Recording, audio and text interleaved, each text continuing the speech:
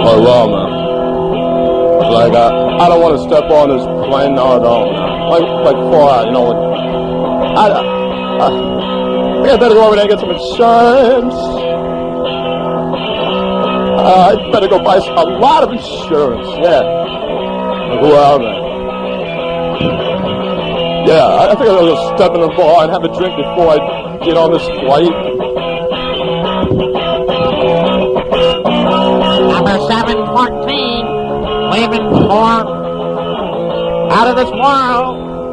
Oh, my plane it's ready. I gotta get the hell out of here. Oh, yeah.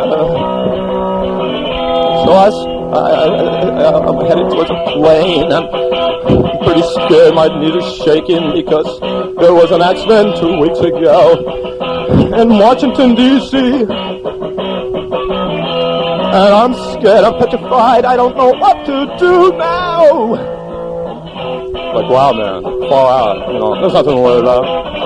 You'll live through it. Hey, you know, like, everybody, there's a million places to leave this world every day, you know? So, hey, don't worry about it. Kiss your wife goodbye.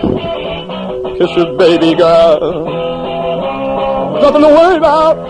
You might live through it, or you might die. Who knows? Who can say? Wow, man. I tell you, I don't want to die in a jet plane crash. No, I don't.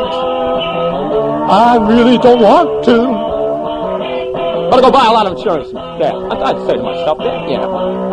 Why not? So I step on this plane. I get number seat 17. Wow, man. It's right next to a window. There's a beautiful blonde right next to me, and I talk to her, and she's not scared. She says, hell, I do it every day. Yeah, sure, man. I go all over the place. You know, like, I'm a secretary for a well-to-do established business, but I'm scared to after that flight in Washington. I don't want to die in a jet plane crash. No, I don't. No, I don't.